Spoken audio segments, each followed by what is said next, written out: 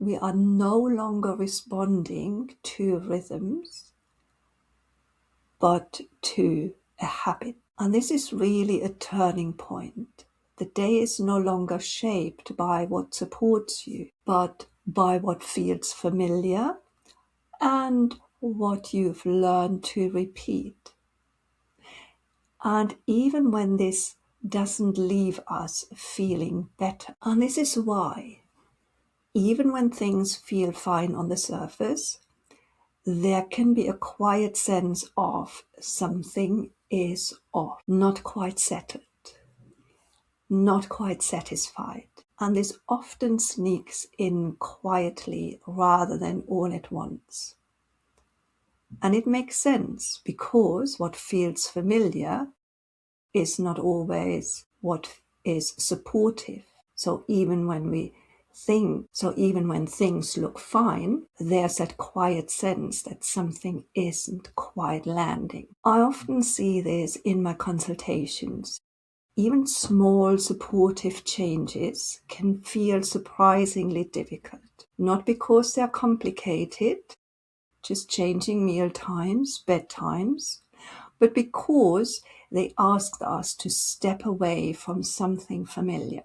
You might hear yourself thinking, this works for me. This is what I need. And that makes sense because what you're doing has started to feel essential. And underneath all of this, there is often a subtle fear. There is often a subtle fear that something might be lost. Time, space, control. Things like, if I go to bed early, I lose my only quiet time. If I slow down, I fall behind. So we stay with what we know. So your body isn't working against you here. It is just responding to what it has learned. And so the loop continues. A day shaped less by rhythm and more by preference, avoidance, and habit. Only because it's very easy to lose sight of what is quietly supporting you all along. And this is often the point where many women get stuck, because even when you start to notice these patterns, and even when you try to rest more or slow down, the shift doesn't quite happen. And this is where something important becomes clear.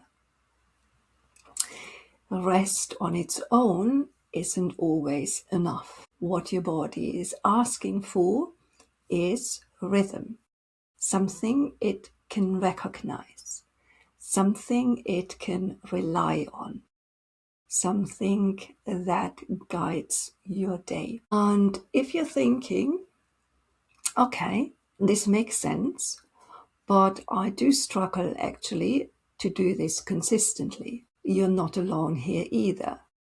This is exactly why I created my life workshop, When Rest Isn't Enough. It's a space where we practice this together, where you don't have to figure it out on your own. Let's come back to Patanjali, because Patanjali points to a simple way back. Steady practice, awareness, and turning to what supports you again and again. So if you take one thing from this episode, let it be this. Small, steady rhythm matters more than we often expect.